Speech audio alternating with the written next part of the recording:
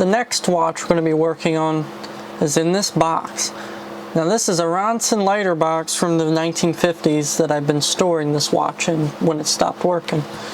I keep it in this little Ronson lighter pouch. Also, if you have an old 1950s Ronson lighter that you don't want, let me know, because I'm in search for one, because I have literally every single accessory for one. And yeah, I actually want one. But anyway, the watch we're going to be working on is in this, and this is my special watch. This is my favorite watch. This was my dress watch for like special occasions, or it kind of was my daily use watch. This is my Bulova Ambassador Everett, and it's beautiful, sleek. It's like an Art Deco mixed with mid-century modern. And this watch I purchased on eBay 4 years ago for, I believe it was $45. And for a steal, it's 10 karat gold filled. It ain't plated. Also, the L2 denotes the 50s, and the 2 denotes the year of the 50s. So 1952 this watch was made. And look at it, it's just gorgeous. This was a beautiful dress watch, but it stopped working. So we're gonna service this one too. Be a shame if I didn't service this one. Okay, there we go. That's off. I remember this one was a pain in the ass to get out sides.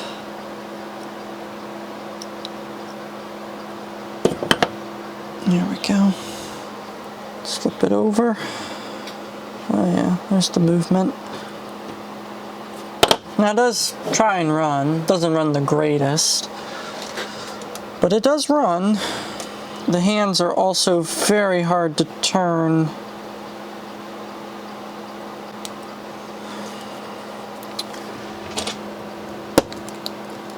There we go.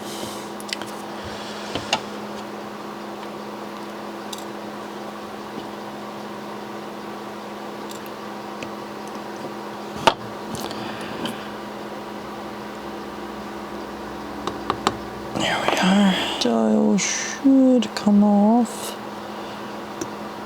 Yep, there it is. And there's the dial. 121 apparently. Put that there. Oh, that's not good. The cannon pinion literally just fell out.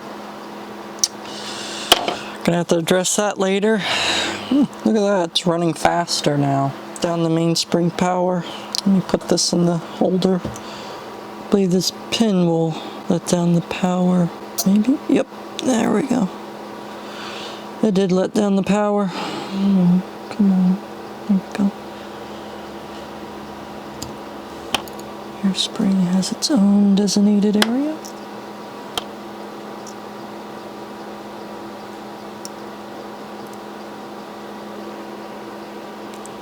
Palette fork. I put the 2 most fragile parts in their own designated area. And now our palette fork. Oh, it had a little bit of power. Not much. 2 screws. Holding on the bridge. Ooh! No flying. No flying allowed. Screw bridge should just pop off. Yep, just like that. And there we go.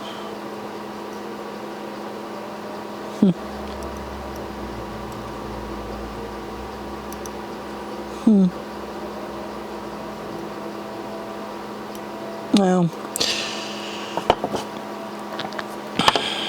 now I gotta take out the winding bridge. 3 screws.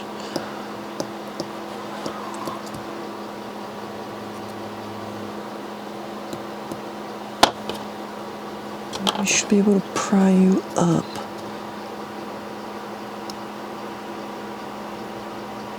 Yep, there we go.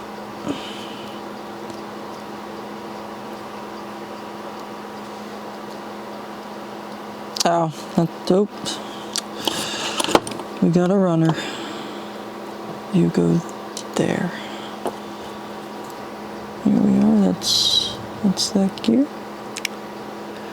And that's that gear. Oh yeah, can't forget the mainspring. I'm gonna put that there for now. Alright, let's move it under.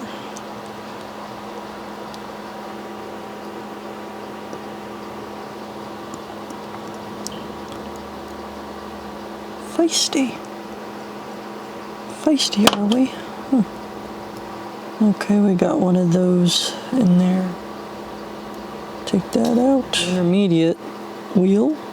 There we go. Alright, we gotta take out the spring without having it fly. And there we go. And now time to take the clutch lever off of its post, and bingo. Now to disassemble the winding works. Now I'm going to start with the crown wheel screw. Taking off the ratchet wheel now. Now taking off the crown wheel now. I'm just going to leave the click spring and the click assembly intact. I'm not messing with this part. There are. One taken apart. Bulova 8AC. Now to the cleaning machine. Alright, I got the parts put in. That's all that's left. Now to take this to the ultrasonic. Put that in. Alrighty, 5 minutes. Alright, cleaning cycle done. Into the rinse cycle. Rinse 1 to be exact. Alrighty. And second rinse. IPA to be exact. Going in. And 5 more minutes.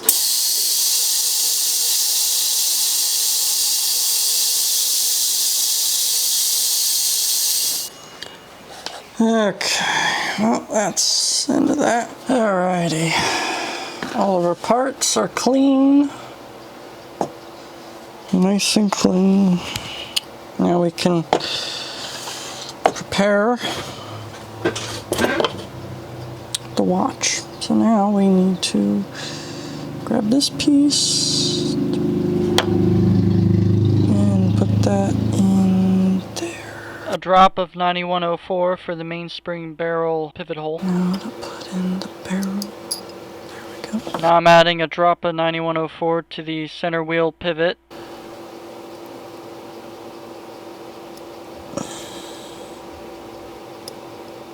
There we are. Time to reassemble the winding works, starting with a drop of 9104 to the crown wheel post. Now I'm putting in the crown wheel spacer. Now adding a drop of 9104 to the crown wheel spacer. This acts as like a bearing. Now in comes the crown wheel. There we go.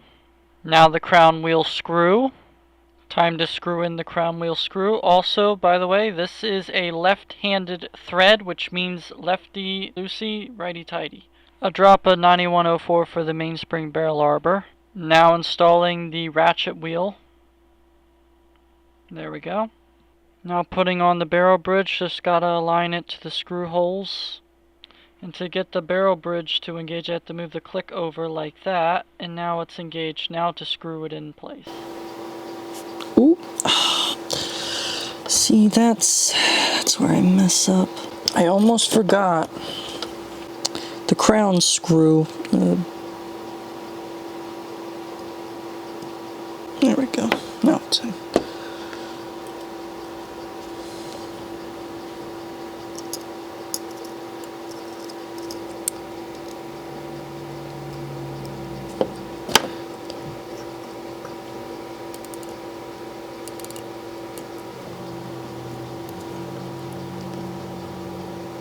No fight. Go in. Gotcha.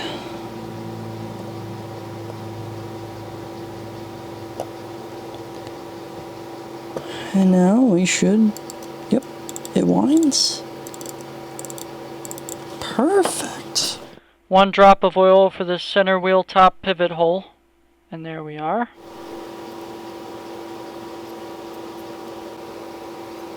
There we are, that's in.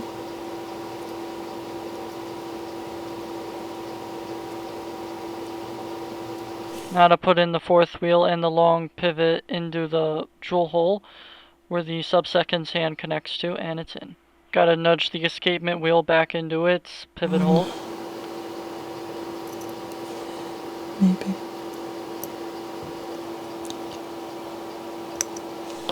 And checking for free movement of the train bridge, and it's working very free until something catastrophic happened. You see, when I went to tighten down my movement holder, I heard a snap, and it turns out that movement holder was literally rubbing against the escapement wheel, and it snapped off the escapement pivot. And I thought I had footage of this, but evidently I guess I accidentally deleted it, or I never recorded. But yeah, that happened. So let's roll to a few more days late in the future. The part came in for the Bulova 8AC. Bulova Ambassador, to be exact. Everett. Okay. Alright, that's the gear. Peanuts, anybody? They're nutritious. Yummy. Well, let's just toss that. We don't need that.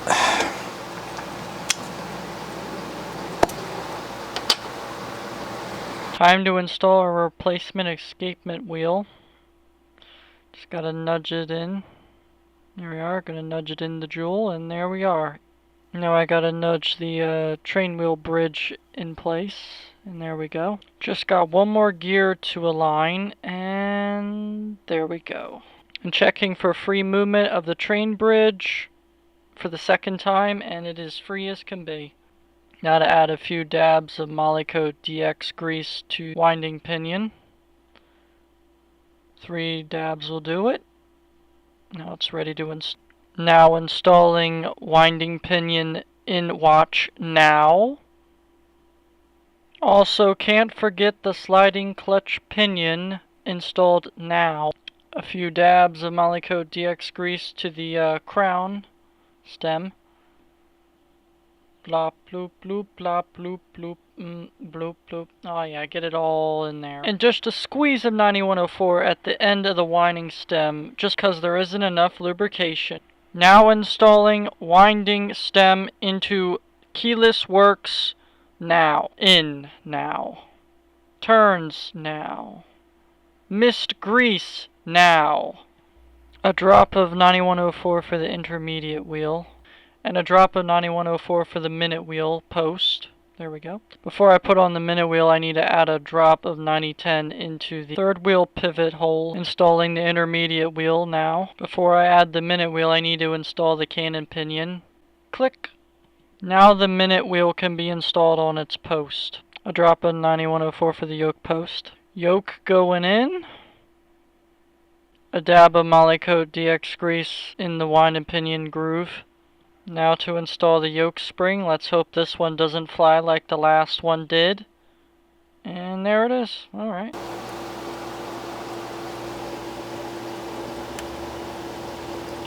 It's almost time to see if this watch will run, but first we need to install the freshly cleaned pallet fork that was cleaned in naphtha lighter fluid. Now I just gotta nudge it in place. There we go, and it's in. Oh, it's running.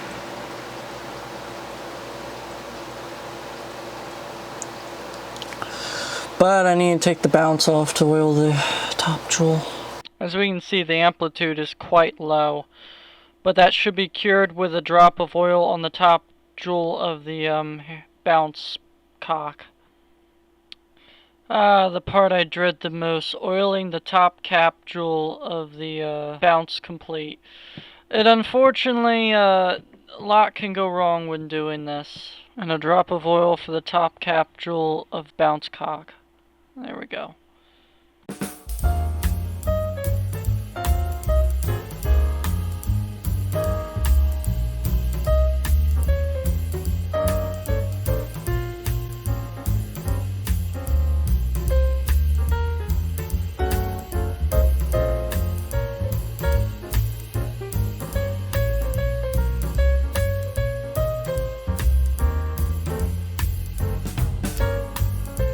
Well, after trying to get the pivots to align in the holes, I realized that I had snapped the top pivot of the hairspring bounce. So, off to the drawing board. But what's this? A donor movement? But how? Well, my friend Nick helped me attain a parts movement to get this watch working, which the parts movement has a perfectly good working bounce and hairspring, so we can get this watch up and going. I have soaked it in naphtha to clean off all the old oils. First step, getting the hairspring stud into the hole, and it's in. Second step, screwing in the hairspring stud with the tiniest fucking screw I've ever seen in my life. Will it run? And we're back up and running again. Look at that. Thank you, Nick. The microscope also over-exaggerates it, but the amplitude isn't the greatest, but that'll soon be fixed, because I figured out the problem.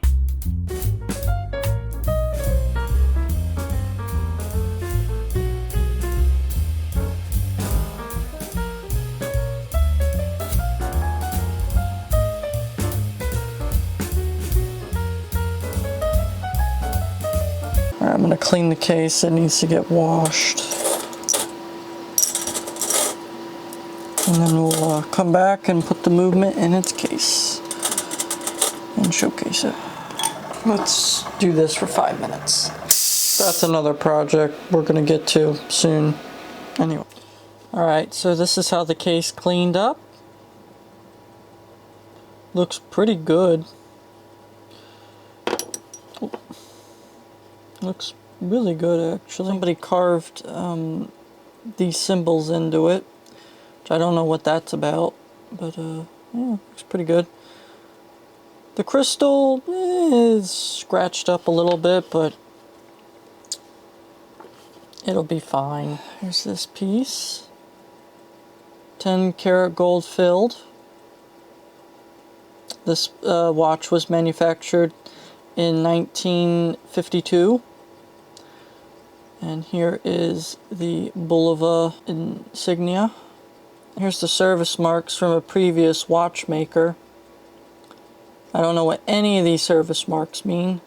I put my own service mark, 4/26. That's when I serviced this. So that cleaned up quite good. It's very shiny. And here's the bracelet. That cleaned up really good. That cleaned up real nice. I'm also using a 10x macro lens. And here's the watch movement. It's ticking away, as it should.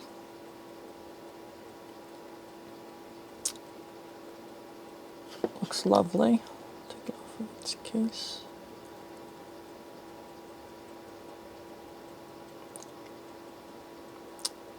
The Bulova 8AC. The scene right there. 21 joules. Is up and running again.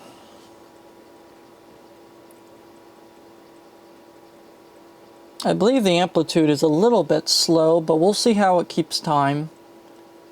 It may keep time pretty good, it may not, I don't know. Let me show you its winding function here.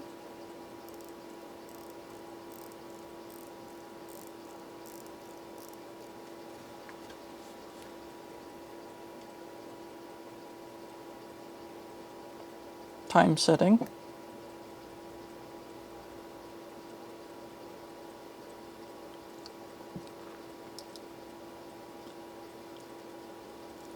It does have a back hack feature, which if you go back, it stops it. I guess that's to synchronize it or something. But if you let go, it starts going again. I also notice when you set the time, it goes faster. So something ain't quite right with it. Perhaps I lubricated something incorrectly, but it might wear itself in. It might, I don't know. Maybe I just have to keep using it, and then it'll eventually wear in.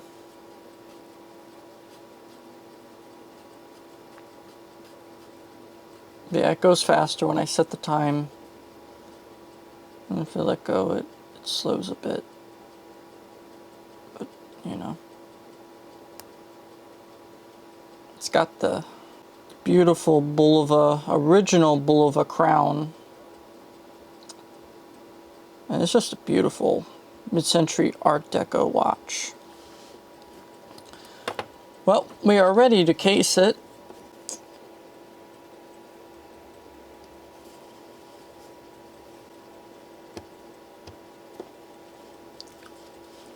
There we go. In the case. Now put this piece on. There we go.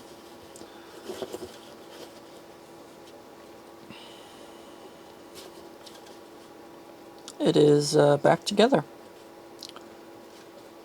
Let's take a look at that 10 karat gold filled. There's a serial number. It's a beautiful little dress watch. We are going to be putting it on this strap.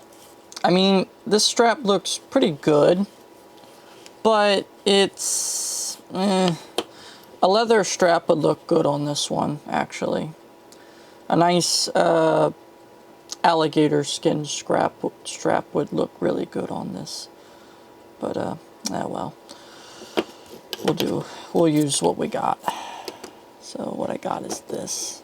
I do need to resize this strap, though, so it fits much like this watch does the Accutron, which the Accutron actually has started behaving weirdly enough, but we are still going to take this apart and service it, and that might be coming up in the next Wristwatch Friday video, WWF, Wristwatch Friday. And I'm running out of wristwatches, so it's not going to be every Friday you're going to see me working on a wristwatch. But if I find more, of course I'll service them. I do love these old timepieces. They always tell a story, and you never know who owned them until, of course, you ask.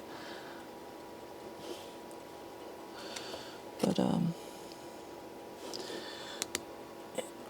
get that in there. Oh, fuck. It slipped. Get in there, come on. I hate these pins. These suck. These things suck. Now will you go in?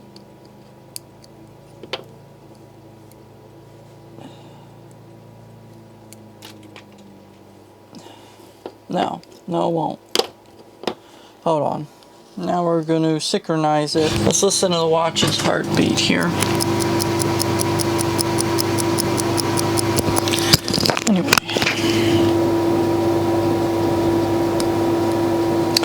There we are, synchronized to the atomic clock. Now we'll come back once I get a timing reading. Okay, so this watch has been gaining 6 minutes a day. I'm now winding it. I believe this watch is magnetized, and I'll show you why I think it's magnetized. Our phones come with a compass, because there is a magnetic sensor in our phones. Since I don't have an analog compass, I have to use my phone. But anyway, I believe this is actually magnetized. See? It moves it. This watch is indeed magnetized. The watch is indeed magnetized though. I believe the bracelet is very magnetized. Look at this. That bracelet's very magnetized. So, yeah, it gets around like 70 when I put it near where the hairspring would be. So we need to demagnetize this. I believe that's the cause of why it's running so damn fast. Magnetism. It's the same damn principle. Magnetic bulk tape eraser. Demagnetizer, basically.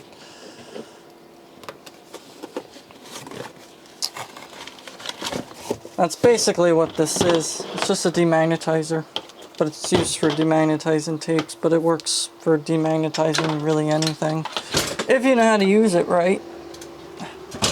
So observe. Basically, you place your watch near the demagnetizer. It doesn't have to be one specifically designed for a watch. It just has to demagnetize. So basically what you do, put the watch near it. You do that. And you move it slowly away, and then you let go. And that gets rid of the magnetism. Okay, so let's see. This isn't magnetized anymore. That doesn't go up to 70 anymore. That's good. Let's see if the bracelet is magnetized. Okay, this part is. I didn't even demagnetize this part. So who knew these bracelets could get magnetized? Oops.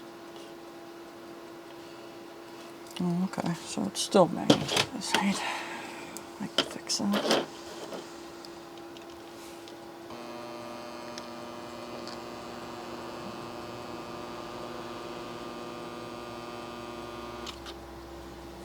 Nope, demagnetized.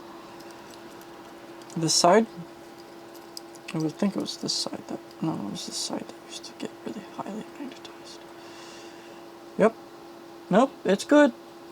We're good. It's been demagnetized. Now I'm going to time it again, and we're going to see if it gains 6 minutes. And if it still gains 6 minutes, then something isn't quite right with this watch. So stand by.